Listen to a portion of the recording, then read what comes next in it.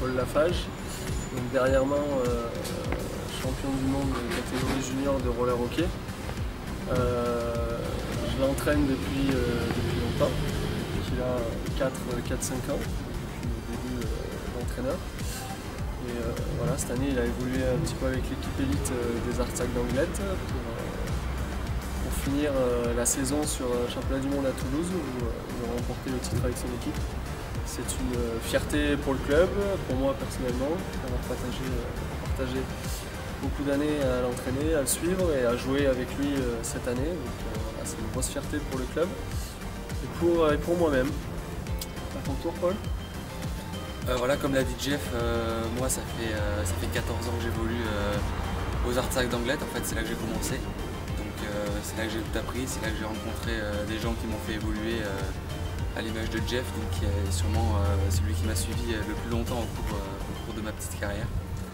Et donc voilà, comme il l'a dit, j'ai eu la chance aujourd'hui d'évoluer un peu au cours de l'année, en particulier donc avec l'équipe élite et avec lui-même d'ailleurs, aux côtés duquel j'ai pu évoluer, ce qui m'a beaucoup aidé je pense pour cette année, parce que ça a vraiment tiré le niveau de jeu vers le haut.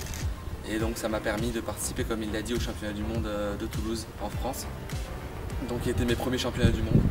C'était déjà une très belle expérience et remporter ce titre, ça a été vraiment une belle chose que probablement j'oublierai jamais.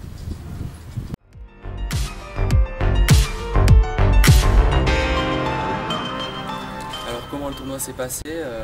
On est arrivé donc avec cette équipe junior, donc on commençait à bien se connaître puisqu'on avait évolué au cours des stages à Voiron ensemble. Voilà, dès le départ on a été une bonne bande de potes et ça nous a bien aidé pendant tout le tournoi. Donc on a dû attaquer ces phases de poule. Il y en avait quand même une bonne partie d'entre nous qui n'avaient jamais fait de tournoi international auparavant. On ne savait pas trop comment attaquer ces matchs. On a commencé donc le match contre la Belgique en ouverture du tournoi, qui était un match qui était sans doute une des équipes les plus modestes du tournoi, ou tout au moins de notre poule. Donc voilà, on commence par une large victoire 12-0, où on a eu un peu de mal à se mettre dedans, mais où on finit par dérouler notre jeu.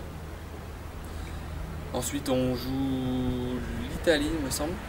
L'Italie, donc l'Italie contre qui on gagne avec un peu plus de difficulté. Et voilà, c'est cette mise en difficulté qui nous a permis de nous rendre compte que si on voulait aller loin dans ce tournoi, il fallait qu'on se serre les coudes et qu'on soit des amis. Et vraiment qu'on développe un esprit de solidarité en dehors des individualités qu'on a pu collecter. Donc voilà, on a réussi à battre l'Italie, qui était une belle performance. Ensuite, il y a eu un match contre la Colombie, voilà, match contre la Colombie, donc pour nous assurer de la première place de la poule. A priori, on nous avait vendu la Colombie comme étant la meilleure équipe de notre poule, peut-être sans compter la France. Donc voilà, on a attaqué ce match sans pour autant avoir trop de pression, parce qu'on avait gagné nos 2 premiers matchs. Malgré tout, on savait qu'il ne fallait pas s'enflammer et attaquer ce match avec sérénité, mais aussi avec sérieux. Donc voilà, on est arrivé et on a développé notre jeu, on a réussi à dérouler nos actions, on finit encore sur une large victoire, quelque chose comme 9-2 il me semble. Donc voilà, on était vraiment dans une bonne posture pour attaquer les phases finales. En phase finale, donc en quart de finale, on tombe contre l'Espagne. Donc l'Espagne, grosse équipe qui nous avait fait une très bonne impression en perdant uniquement 2-1 contre la République tchèque, qui nous avait été présentée comme l'ogre vraiment de la compétition. Donc voilà, on sentait que les matchs sérieux commençaient à arriver, puis on arrivait aussi sur les matchs qu'il ne faut pas perdre. On sait, là, une défaite en quart de finale, c'était synonyme de jouer la 6e, 7e place, et c'est pas forcément ce pour quoi on était venu. Donc voilà, on a eu du mal à rentrer dans ce match contre l'Espagne. Ils jouaient un petit peu comme nous, il y avait des grosses individualités en face. Il a fallu beaucoup défendre, attendre que les occasions arrivent. Je pense qu'on a joué avec beaucoup de maturité, dans le sens où on a réussi à ne pas s'énerver, à attendre les bonnes occasions et à les mettre au fond quand elles se sont présentées. On finit sur une petite victoire 2-1, mais voilà, l'essentiel c'était de l'emporter et on a réussi à le faire. Donc ça nous amène en demi-finale, où on tombe contre la République tchèque. Donc là, voilà, on s'est mis vraiment dans un esprit où on n'avait plus rien à perdre. On savait qu'on était arrivé sur la nation, probablement du roller hockey mondial, en tout cas en junior durant les 5 ou 6 dernières années. Donc voilà, on attaque ce match et j'avoue que moi-même j'ai été surpris. Et Jeff le disait d'ailleurs juste avant cette interview, il parlait de montée en pression au cours du tournoi. Et je dirais que justement cette montée en pression, on l'a pas trop eu, on a réussi à rester serein. Alors je sais pas trop comment, probablement parce qu'on est jeune et qu'on a cette insouciance un peu qui nous a vraiment beaucoup aidé. Voilà, on est arrivé contre les Tchèques et on n'avait pas peur, on avait vraiment peur de rien et on était là pour gagner et pas juste pour déjouer et essayer d'en prendre le moins possible. Et je crois que c'est vraiment cet esprit-là qui nous a permis au final de l'emporter vraiment à l'arraché où voilà, on perd 4-3, on fait sortir le gardien à 2 minutes de la fin avec un gros coaching de la part de Bernard qui prend donc la décision de faire sortir le gardien à 1 minute 30 ou 2 minutes de la fin. On marque le but de l'égalisation, on part en prolongation. Et j'insiste aussi sur le fait qu'on a été vraiment poussé par notre public. C'était vraiment un moment où on avait besoin d'eux et voilà, on a été vraiment poussé, on les a entendus, ça nous a vraiment aidé. Surtout en prolongation, on en avait vraiment besoin. Donc voilà, on arrive à mettre ce but en prolongation, donc c'était vraiment la délivrance parce que la victoire était synonyme de médaille. Donc voilà, on n'espérait pas vraiment arriver jusque là, mais j'avoue que c'est vraiment une belle surprise. Et donc à partir de là, on se disait vraiment que tout était possible en fait. Voilà, on savait qu'il fallait jouer le Canada le lendemain. Voilà, une grande nation du hockey aussi. Ils avaient battu les Américains la veille. Ils étaient aussi sur une bonne dynamique. On savait que ça allait être un gros match. On l'a attaqué pareil avec vraiment beaucoup de sérénité. C'était presque, je dirais pas inquiétant, mais en tout cas c'était vraiment surprenant. C'est-à-dire qu'on était vraiment calme, on n'avait pas peur et on a attaqué ce match contre le Canada par le bon bout. Ils se sont tout de suite énervés, on a rapidement mené 3-1, 4-1.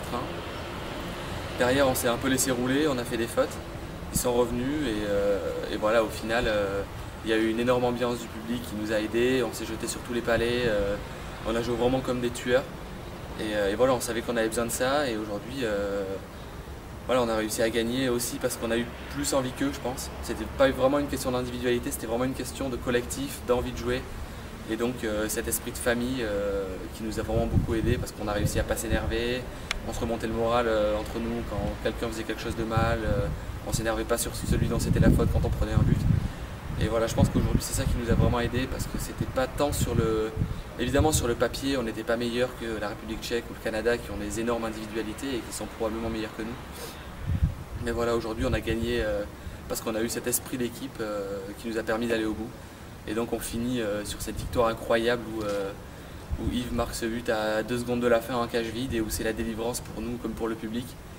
Et voilà, c'est vraiment des moments magiques que je ne verrai pas 2 fois dans ma vie et c'est probablement la même chose pour tous les joueurs de l'équipe.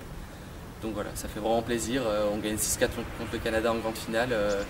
On est champion du monde et j'avoue que même 15 jours, 3 semaines après, j'ai encore du mal à le réaliser. Donc voilà, je vais sûrement passer ma vie à le réaliser, mais en tout cas, je ne l'oublierai jamais.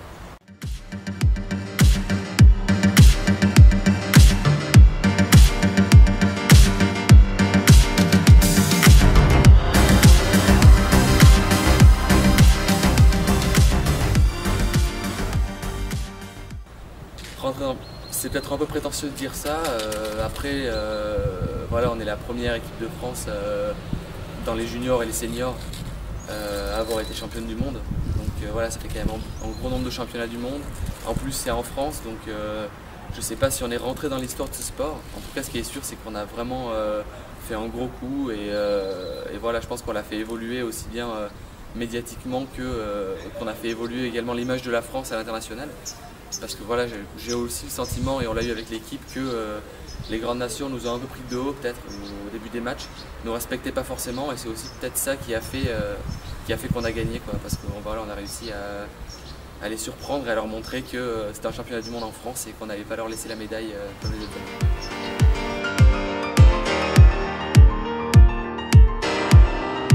Je tenais à féliciter donc, les juniors, les filles aussi parce qu'elles ont réalisé un beau parcours avec 5 victoires en 6 matchs. Mais les juniors, autant Paul Lafage donc, qui est d'Anglette, il y avait aussi Val qui a joué, Valentin Blanchet qui a joué Anglette cette année, mais aussi tous les autres juniors. Pour leur beau parcours, je les ai suivis, on les a suivis et voilà, ils nous ont fait vibrer.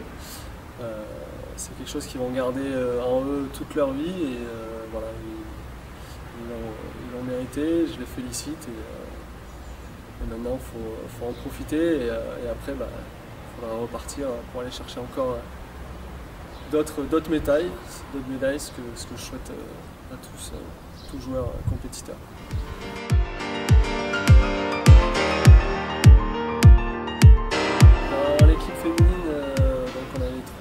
Trois joueuses qui ont joué pour Anglette cette année. Il y avait Marina Jalinier, Marie Ravix et Marine Delon-Bugard. Les les filles ont réalisé de bons matchs, une bonne entame de compétition.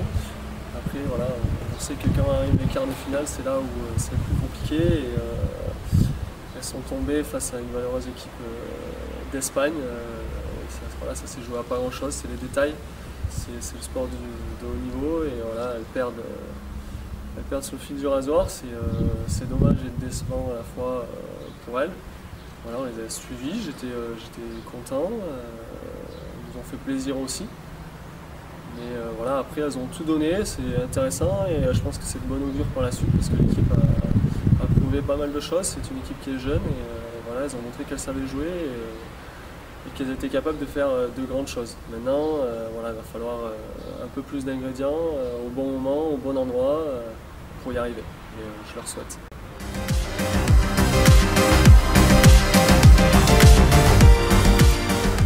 Donc cette année, pour la 10e année, j'étais donc le capitaine de l'équipe de France.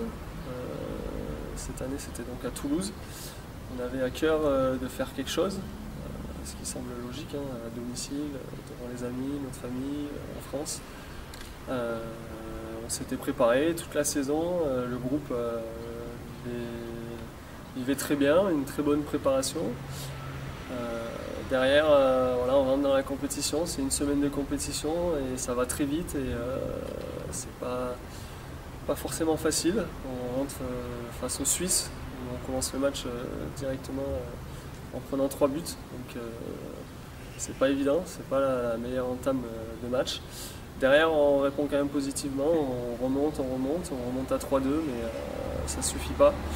On perd 3-2, les Suisses ont bien serré à la fin défensivement et malgré le travail de l'équipe, ça n'a pas suffi. Donc sur ce match-là, de gros regrets parce qu'on est passé au début, on est passé à côté du match. Derrière, le match il était derrière nous. On est bien rentré dans le match suivant qui était le Canada. On fait une grosse partie où on maîtrise bien le jeu canadien et voilà, on sort avec une victoire 2-1. C'est une grosse satisfaction pour le groupe, mais arrivé à ce moment de la compétition, on sait que cette victoire contre le Canada, elle sert à rien. Si on ne gagne pas les Italiens, qui est le match du lendemain, si on ne les gagne pas, la victoire ne sert à rien, parce que ça sera soit l'Italie, soit nous. Et donc on se projette directement après le match du Canada dans le match d'Italie. Et donc voilà, la journée passe vite et le match de l'Italie arrive. Sur le match, j'ai la sensation qu'on domine. Ils ont des actions, mais notre gardien fait une grosse partie. On se procure des occasions. Mais voilà, notre point faible, c'est qu'on ne marque pas. Et s'il y avait match nul, on passait en quart de finale. Si on perdait, on était éliminé. Et voilà, on prend un but à 5 minutes de la fin, alors qu'on les dominait. Et voilà, une mauvaise gestion du palais. Ça, c'est la première chose, et ensuite quand on analyse un petit peu le match, si on n'est pas capable de marquer, ne serait-ce qu'au moins 2 voire 3 buts dans un match de hockey, on peut pas gagner. On peut espérer faire un match nul, mais on peut difficilement espérer gagner.